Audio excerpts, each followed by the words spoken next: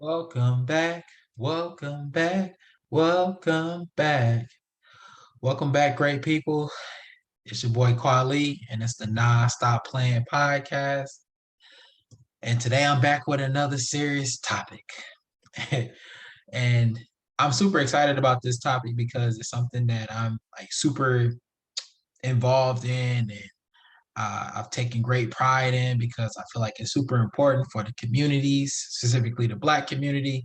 I alluded to this uh, on the group economics episode when I talked about, setting yourself up and, conversations that I have with some of my friends from time to time, specifically life insurance, right? So just for compliance, I'm going to give you all my life insurance agent number because I am a licensed agent in the state of Arizona, but also in Wisconsin. So my Arizona number is 19895744, and my Wisconsin number is 9913329. So just for compliance purposes, I got to make sure I'm on point because I don't need that commissioner knocking at my door. Say, hey, you're doing too much, brother. So today I want to really jump into this concept called the financial house. And if you haven't heard of it, so basically what a financial house is setting yourself up so that you can maneuver throughout this world in a more financially conscious nature.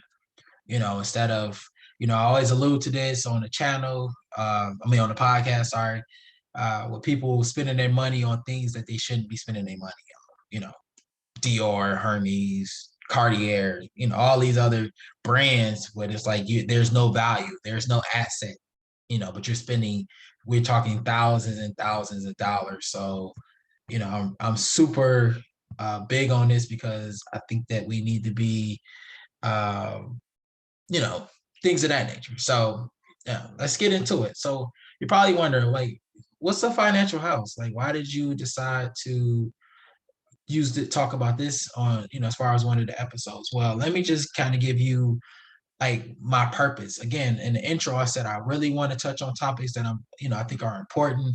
I don't want to be PC all the time, but sometimes I gotta bring that information that's important to the community. So that's why I decided to talk about this, especially as far as, me being 4 episodes in.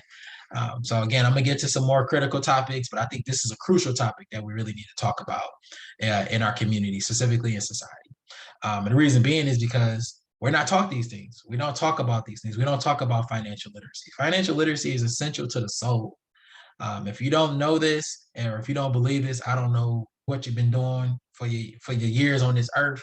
I don't know who you've been talking to. You might need to reconsider what your bubble look like. Because if you ain't got somebody in your bubble talking about financial literacy or setting yourself up for financial freedom, you around the wrong people. If you're around people that want a club day in and day out, every weekend going out, spending money like crazy and not investing in yourself, investing in me, yourself, I don't know what you're doing, man, especially if you're older in age. Now, if you're young, go ahead, have fun, but you want to start things early because I don't know about y'all. I'm trying to retire about 40, so I ain't got time to be wasted.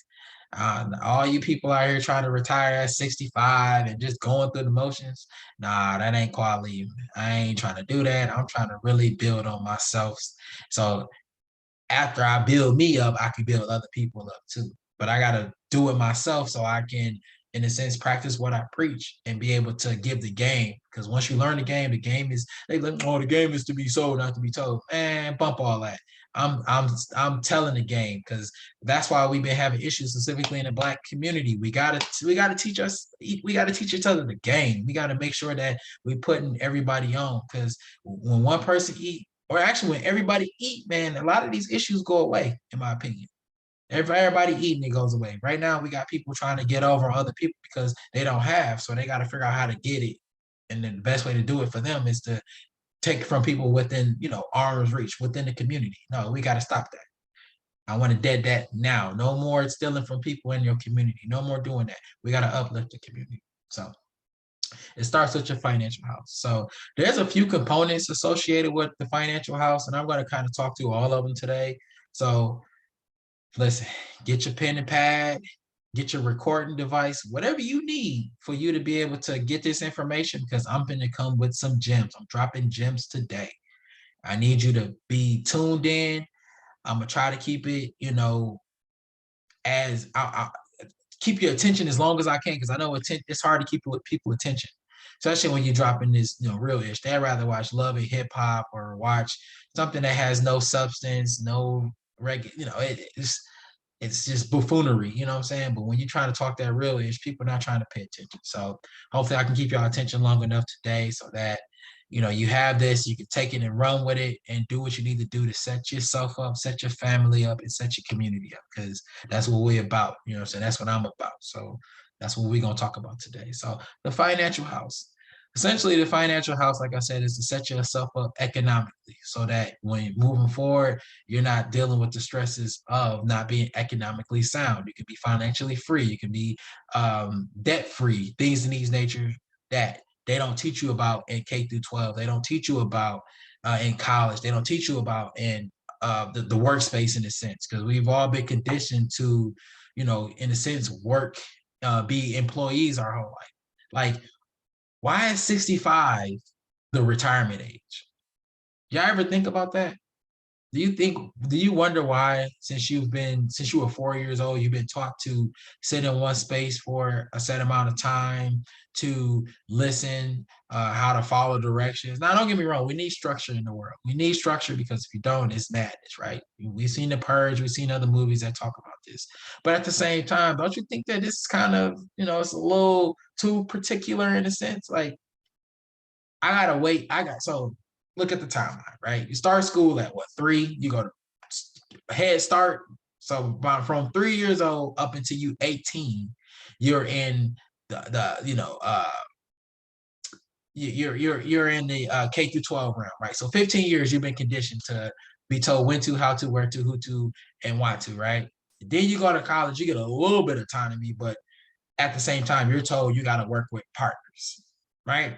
So you're working with partners, learning how to work in groups and whatnot, how to manage in high stress environments, how to problem solve, and air quoting problem solve, because it's like 9 times out of 10 you're gonna have issues, and not everything you can solve every problem, right? Because some people are just, don't get me started on that. But so you're taught to go from sitting and being told what to, how to having some autonomy, but still being told how to, when to, and now you're working in group settings and then so forth. Even grad school, now it's like, all right, you're still working for someone, but you're taught how to do research, how to problem solve, in a sense. And then once you become a doctor, now you're actually solving those problems. You're coming up with theories to solve those problems. So that's the educational system, from my understanding. And you're probably like, wait, how do you know all this? Well, again, I've worked in education for 10 years. I have a few degrees, I have a bachelor's, I have a master's, I'm finishing my doctorate. So I've been in these capacities for a long time, but I still have never been able to figure out why is 65 the break even point. And I believe what I've conjured over time is that's when you've reached the pinnacle of being able to really maneuver. Most people, life expectancy is not that high. Some people, they live pretty long lives. I think 80 to 85 is a long life. But in essence, most people are not living that long. And COVID exposed that to a T. People was dying all over the place. It doesn't matter if you were as young as 20 years old, and people are, just all over the place dying. So, but 65, it just doesn't make sense. But again, we need a working force in order for things to, and when we talk about capitalism, we need things to move forward in that sense. We need workers. We need workers. But COVID exposed that even if you got a job, you're expendable. Now people are not trying to go back to work. And that's another topic I'm going to talk about at some point throughout this season. Is kind of touching on that. But again, for the sake of the podcast, let's stay on task. Yeah, Kwali, you got to stay on task today, bro. So the financial house, what does that consist of? There's a few things. One being, life insurance. So you got to get some life insurance. Debt elimination, right? You got to make sure you're getting rid of that debt. Emergency fund. So being able to have some type of savings out there. And I'm going to kind of dive into that a little bit because I'm a little suspect on that. I'm gonna tell you why.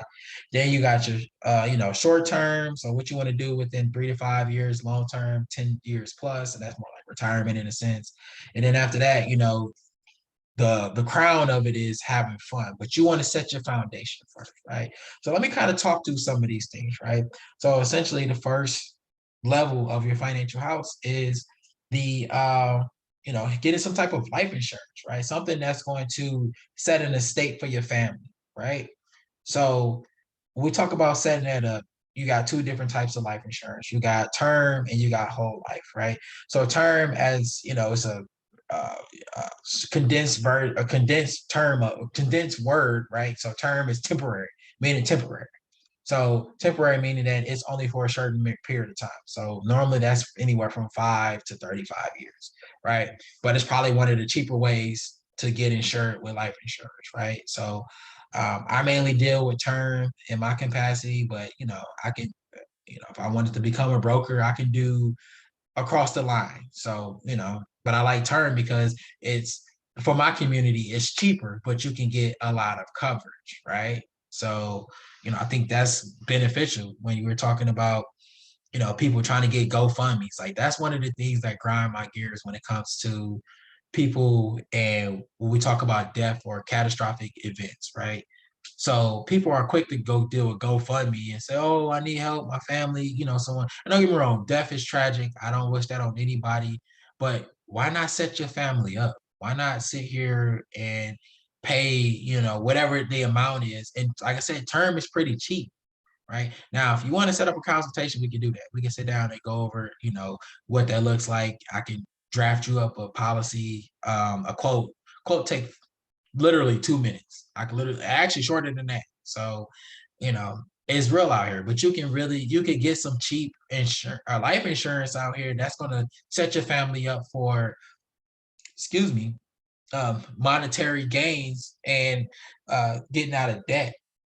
Because when you die, you still have debt. Rather it's your mortgage, rather it's your car, all that stuff is still linked to you in a sense, and your family has to bear that burden. So why make them go through that? You know what I'm saying? So, really setting up that foundation of that house is getting you some life insurance.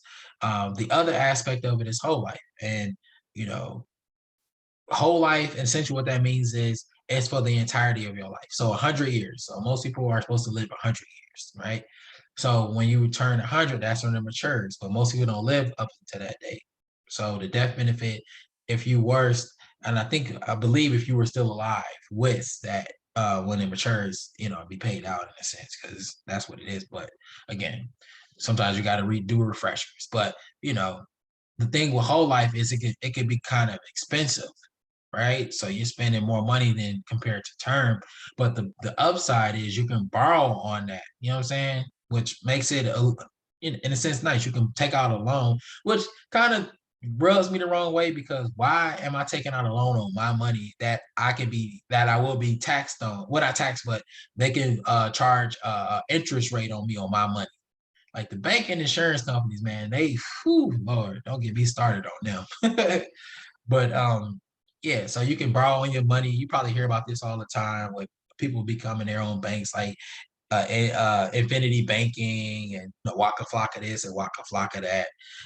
But that's like a different like level of people. We talking about people with the available cash, that available money. We talking hundreds of thousands, millions of dollars. You talking about you investing, a couple hundred a month for life insurance. It's gonna take some time. It might take about 3 years before you even see any cash value associated with that account. But again, I'm here to educate. I'm not giving advice, but if you want to set up a consultation, we can do that. But moving forward, you want to get that life insurance because it sets your family up. And a lot of the other communities, specifically the white community, white folks, they do this all the time, and they set it up in trust funds. So with them trust funds, when they die, it's a couple hundred thousands, maybe a couple millions, and then they trust it to their family, and then their family they eat off of that.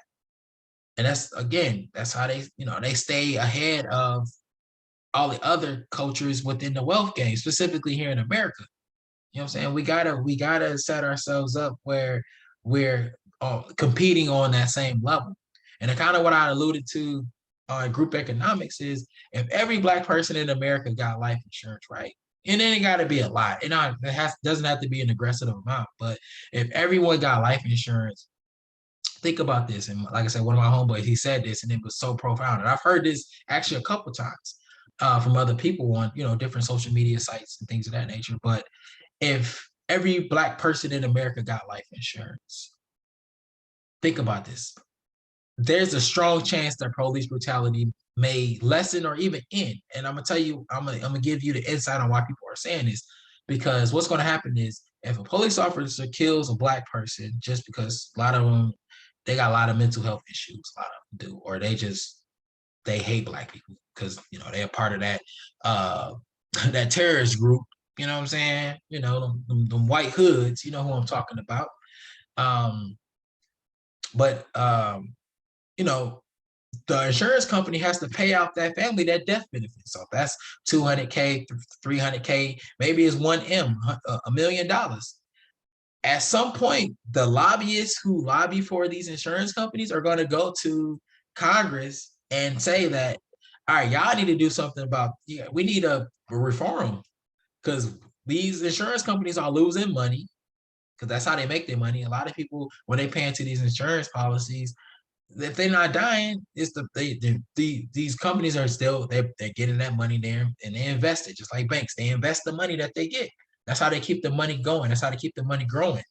But the lobbyists are going to, put some heat to the feet of these individuals. Like, hey, these people are dying. They're getting paid these hundreds of thousands, millions of dollars. We're losing out on money because y'all need to stop these people from killing these people. These police need to stop killing these people because we got to pay too much money. And that's how we get the ball rolling. Again, as the foundation of the financial house, and it makes perfect sense. You set up an estate, you can set up your family so that, if something happens to you, rather, depending on what's going on, you have a means to give to them to pay off debt, but also set them up if they need to use that to do other things.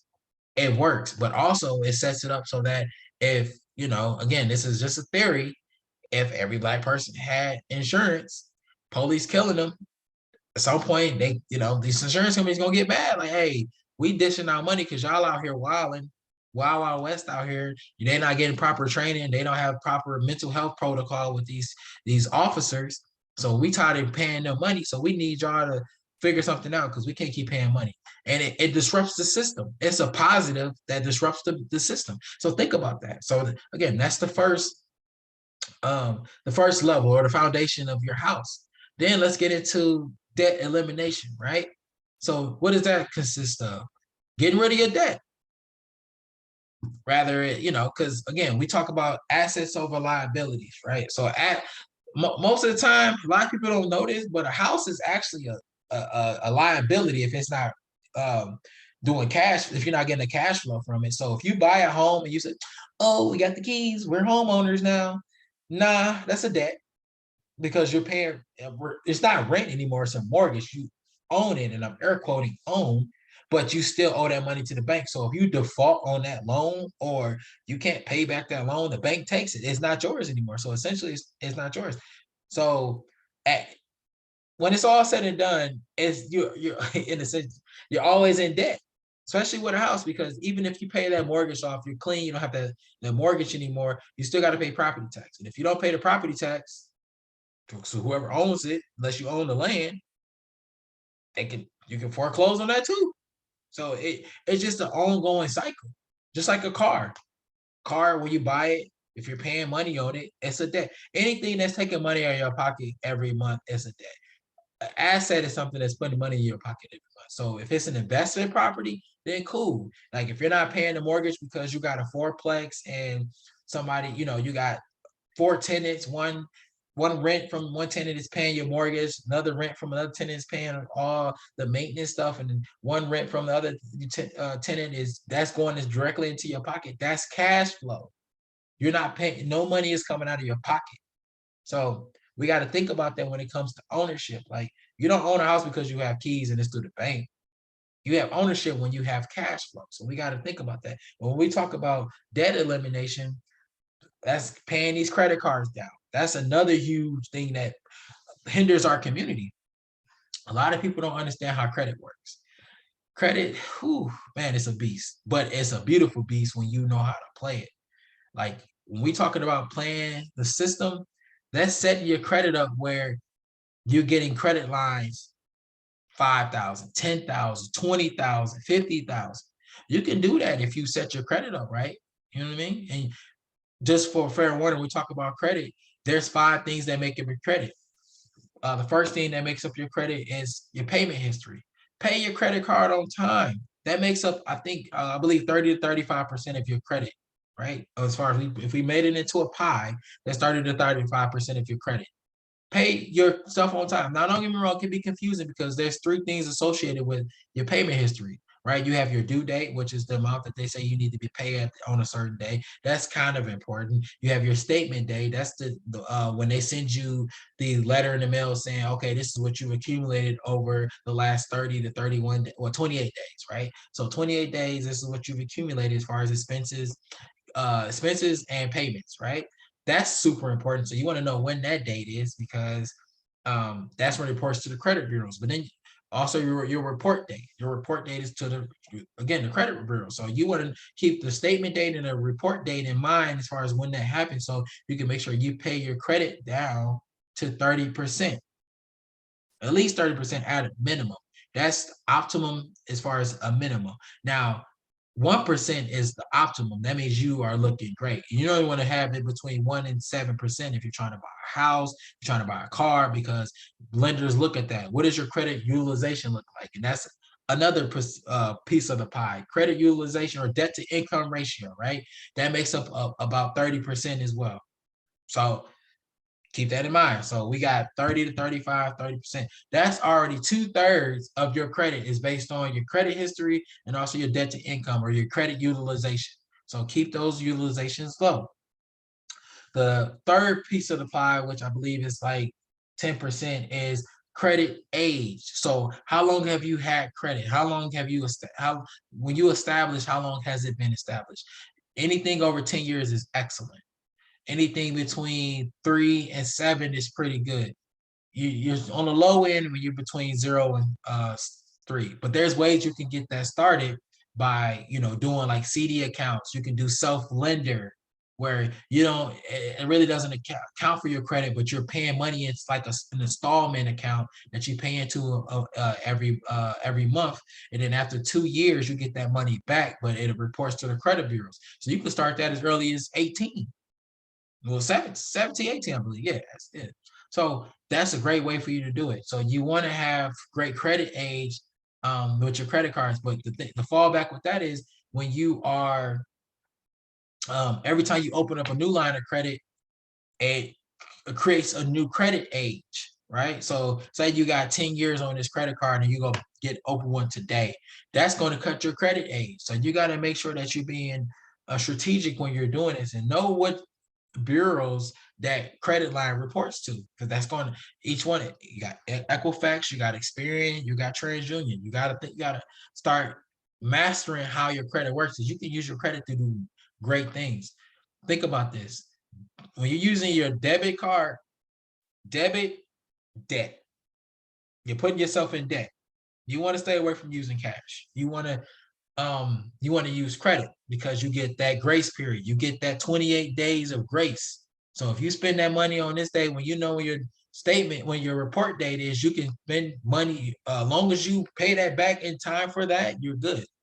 So understand that, and you can call customer service well, let me backtrack. So the next portion, which is inquiries, that's about 5%. So that's anytime you apply for something, you get an inquiry. Now there's different inquiries. You have different ways to get inquiries. You got the soft pull, you got the hard pull. If it's a hard pull, it's going to create an inquiry, which is going to drop your credit score a couple of points, 2 to 3, 4 points, right? Nothing too crazy. And at some point, it'll fall off. Anywhere from 2 to 3 years, it'll fall off. Now, you want to do the soft pulls. Stick with the soft pulls because they don't affect your credit. All they do is they check it, but they're not pulling it. Like, oh, are you eligible in a sense?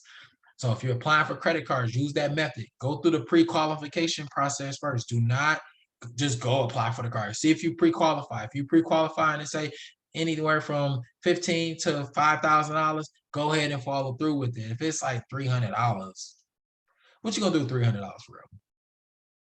Spend it in that moment, and it's gone now. So keep that in mind when we talk about inquiries, because inquiries, you get too many of those, you're gonna be getting denied anywhere you go. And that's, like I said, that's 2 years on your 2 to 3 years on your account, unless you dispute it. And that's another story for another time.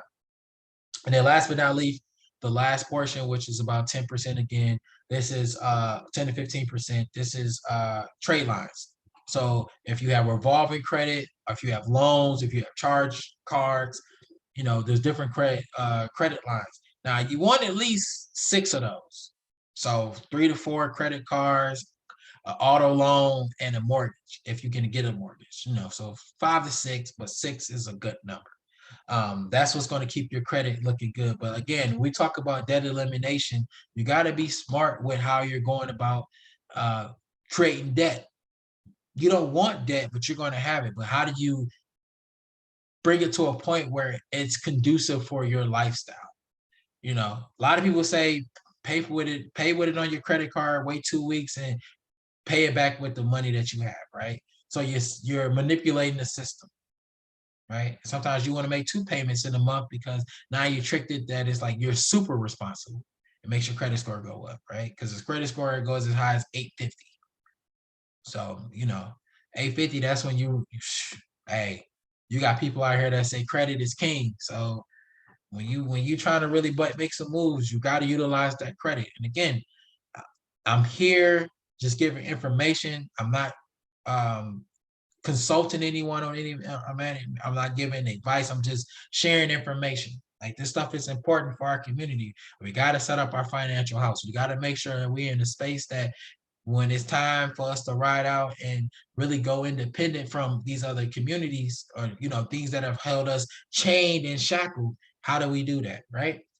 So debt elimination, we got to get rid of the debt. We got to take care of that. And as like I said, it's a liability if you're spending money on it every month. It's an asset if you're getting money from it every month. And there's different ways to get assets. Again, investment properties, and that's another story for another time. You can get into, becoming an entrepreneur, setting up these passive income, because I kid you not, the 9 to 5 is overrated, and I'm gonna kind of get into that in a couple more episodes. I'm gonna talk about the different concepts of that, entrepreneurship, and how that works. But again, life insurance, debt elimination. So the next thing is, what is your short-term goal? What are your short terms as far as savings? Now, I'm not saying putting things in a savings account, because that's the worst thing you can do. And I'm gonna tell you why. When we talk about savings accounts, it's just a placeholder. There's no way for your money to work for you. You want to make your money work for you. And then let me dial back. The best way to maneuver in this world is OPM, other people's money. Use other people's money. And that's why I say credit is important with these banks, because all they're gonna do is take your money and invest it, right? And then tell you to wait for you to get your money back if you want your money back. So why not use their money and run it up? And they're willing to give it to you. They'll hand you the money if you have the credit for it. So I just had to dial back on that, because I missed something that's super important, right? So again, short term. So 3 to 5 years. What does that look like? What does that look like? Do you want to set yourself up, right? Oh, I'm sorry. I skipped the level. Emergency fund. Emergency fund. You want to set that up. You want to have at least 6 months of emergency that's going to replace your bills, right? So if your rent, your mortgage, car notes, groceries, gas, all of those essentials that you have to pay every month, you want to have at least 6 months of that saved up. So that's why they tell you, when you get paid, you don't want to be house broke, in a sense, right? They say your house should only account for up to 40% of your income. That's still too much, in my opinion, right? You want 40% of that's supposed to go to household things that you need to take care of. 30% is supposed to pay yourself, and the other 30% is supposed to go into, 20% is supposed to go into another avenue, and then 10% on, having fun. But I say 50% of what you do should go into savings and mutual funds automatically, because you want to set yourself up for retirement. You want to set yourself for retirement. I kid you not. I'm tired of seeing people in their 70s standing at Walmart greeting people.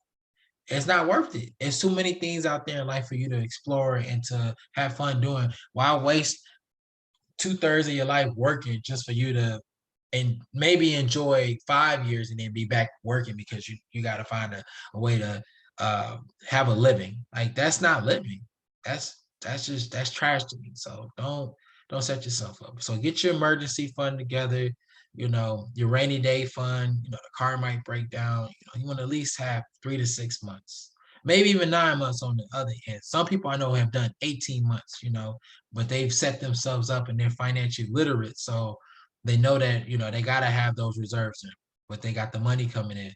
And that's another thing that we have to talk about at some point. How do you set up passive income so that you're not relying, living check to check? Because I think they say over 60% of America lives check to check. That ain't living.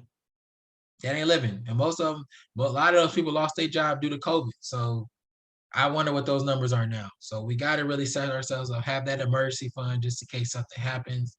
And we just got to be more frugal. Stop spending money on dumb stuff. Man, designer, clubbing, like, man, when I see people like on social media that be drinking all the time, it's like, man, don't your liver hurt? Like don't your spine hurt? Like, you drink every weekend? Like, when are you like, man, like, I understand people want to have a good time, but there's other ways to have a good time. And I don't know, maybe because I'm a little older and I never really cared about that stuff. And I did a lot in college. So I've kind of, reached the threshold of me having to really validate my life by partying and going and drinking all the time. Like, that's just, I don't know. I like to have a good time, but I could sit in the house and play card games. Me and my wife, we got a fiance wife. I just call her a wife because that's what she is to me. We got a YouTube channel that we teach people different card games. Like, we have fun playing card games. It's cool. Check us out, ENV Chronicles on YouTube. You might learn a thing or two. But yeah, so that's the emergency fund. So being back into the short term. So 3 to 5 years. What do you want to accomplish in 3 to 5 years? Are you trying to buy a home? Are you trying to go on a trip abroad? Are you trying to invest a good significant amount of money into an account that you know is going to cost a little bit of capital? Are you trying to start a nonprofit? Like, what are you trying to do in 3 to 5 years? And what does that look like? So we have to think about that when we talk about your short-term goals. How are we disseminating that money? How are we setting that money up to accomplish that goal? So keeping that in mind. Next one is long-term. What does long-term look like? Are you retirement? Well, essentially that's retirement. When do you want to retire? And I kind of want to go into like some of the instances of retirement. I kind of alluded to this earlier. Like, I just don't understand how people can sit there and say, you know what, I'm going to work for 45 years and then retire. Like, why? Why do you feel like that's, I understand, you've been conditioned to believe that, but sometimes you got to wake up, man. Matrix is real. We can't sit here and live in this bubble that we've been told that this is the reality of things. It's not the reality. There's so much more out there. And the 1%, they live it every day. Granted, they follow this system and set themselves up so they're good. And when I say the 1%, I'm talking about the Warren Buffetts. I'm talking about the Grant Cardones, the Tony Robbins, those people that got money, Jeff Bezos. A lot of these owners of the was it Sam Walton's family, Walmart, all of these people that got money, the bank owners, those 1%ers, they've accumulated wealth. I ain't talking about the rappers. I'm not talking about the athletes. I'm not talking about the entertainers, because they still a part of that 99% of the people that are broke. I said what I said. 99% of the world is broke, because when we talk about wealth, if you stop, because most of us work a job, we work something that consumes our time. We're trading time for money. Once you don't have to spend time for money, you become a part of a different class. And that's when you become financially free and wealthy, like super wealthy, not wealthy where it's like, all right, you might be the CEO of a company, but a lot of people, their money matches their lifestyle. So yeah, you might be making $1 million a year, but you're going to go buy a $5.7 million house. So the mortgage on that is what, 20,000 a month for that, because you got to pay it off. You got to get the nice car, and you don't just get one car. You get a couple of nice cars. You might get a Bentley, $250,000 car. You might get a Bugatti, which is a $2 million car. So those things add up. You're going to at some point have children, probably. That adds up. You're going to want to travel more. That's going to add up. But you're still trading time for money at some point. So you only get those 2 weeks out the year that you can travel, have fun with your family, but you're working. Like, I refuse to work like 14 to 16 hours a day doing something, building somebody else's dream. I'd rather bet on me. And I've said this too many times. I'm at a point in my life where I refuse to work a job where I'm putting in excessive amount of time and I don't have time for my family. I refuse to do that. Dame Dash said it best, man. If y'all ain't heard it, if y'all haven't heard Dame Dash on any kind of any social platform or any interview, bro be dropping gems. A lot of people call him arrogant and cocky, but I vibe with bro, because I never let another man tell me what to, how to, where to, when to. What? I can't. Now, yeah, for the time being, I gotta do what I gotta do, but the things that I'm doing on the back end are setting me up so I don't have to worry about that. My children won't have to work because they'll work for me.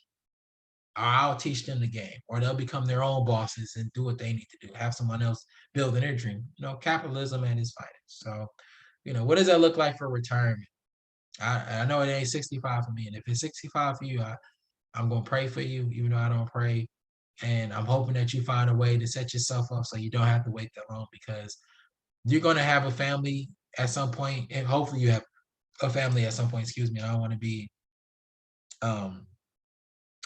be, disrespectful. You know what I'm saying? Because some people aren't able to do that. So yeah, I don't want to.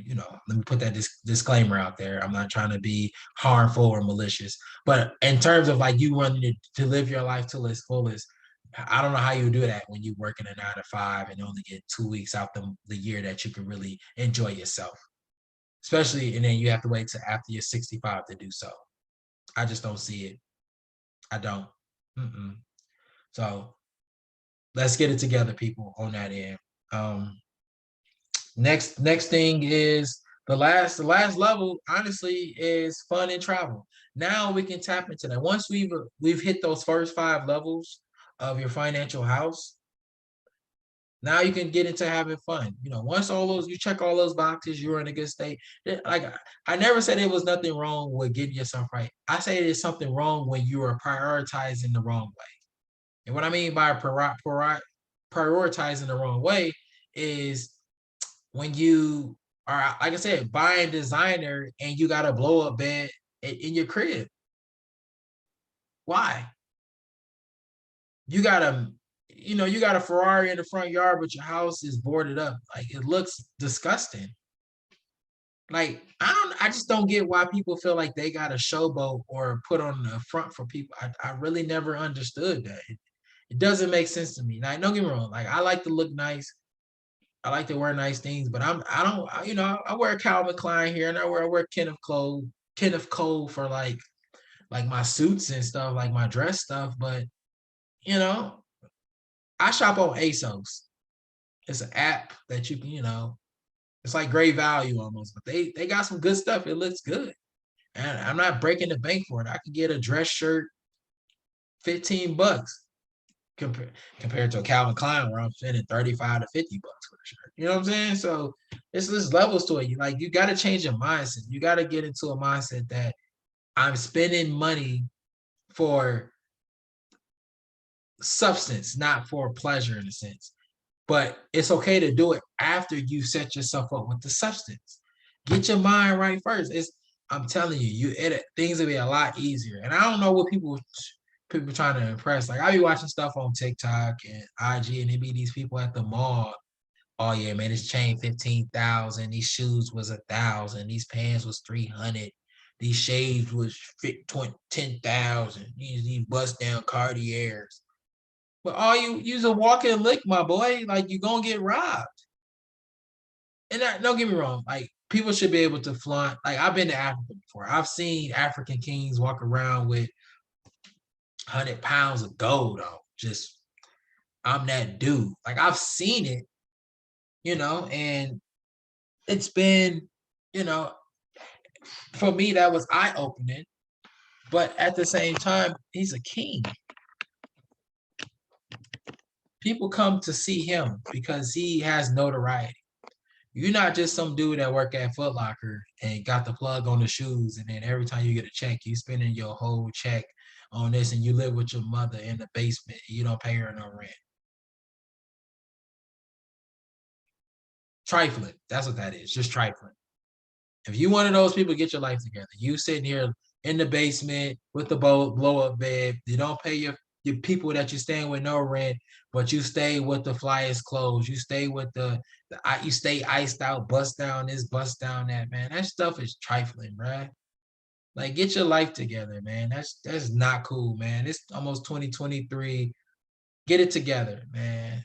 Get your own, set yourself up, put yourself in a position.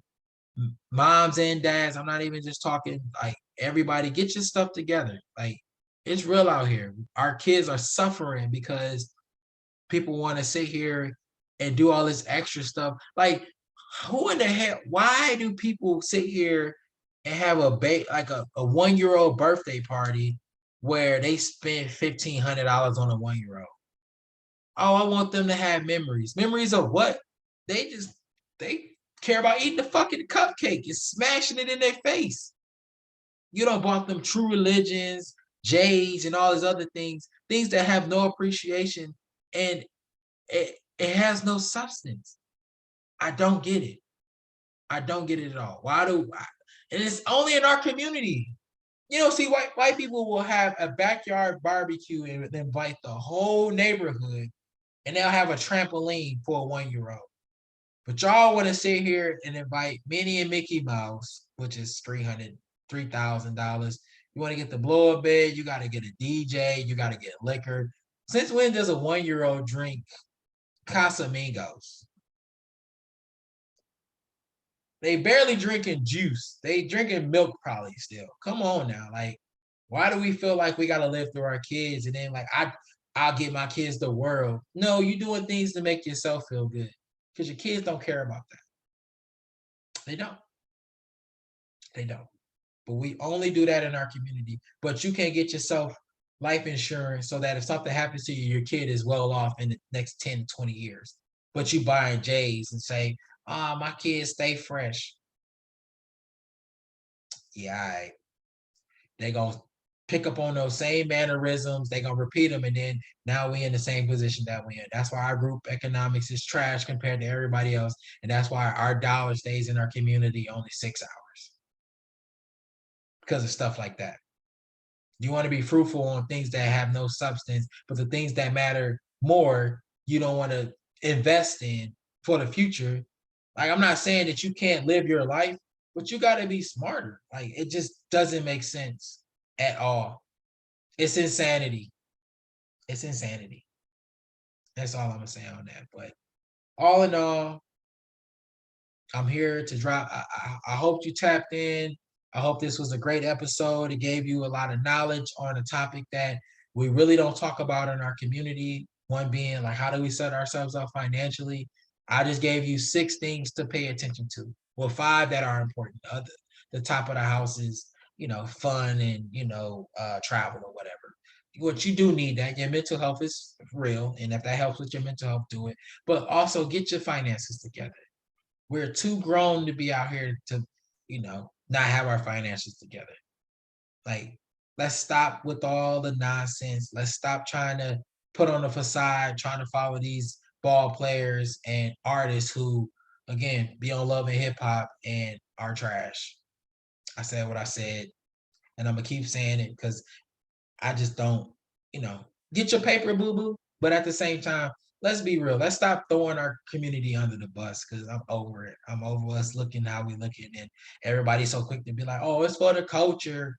Well, let's make this for the culture. Let's make getting your financial house in order for the culture. Let's make getting our finances together. Let's make getting out of debt for the culture. Let's let set generational wealth for the culture. How about that?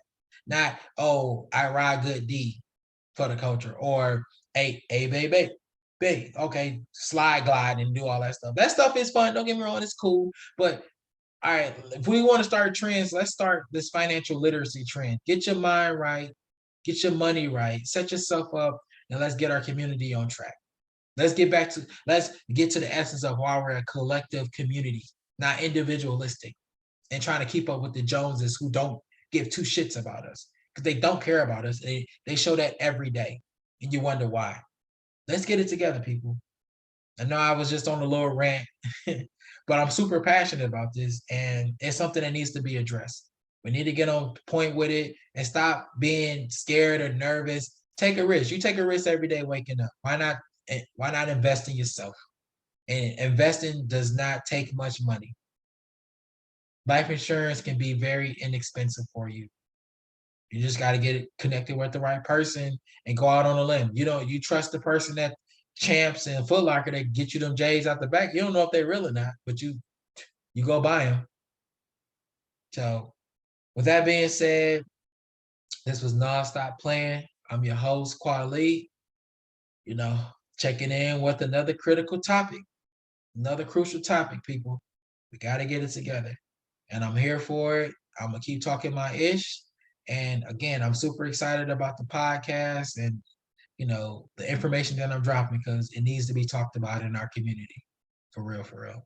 So with that being said, I'll be back with another critical topic and we'll take it from there.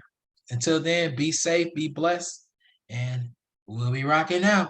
Y'all be easy.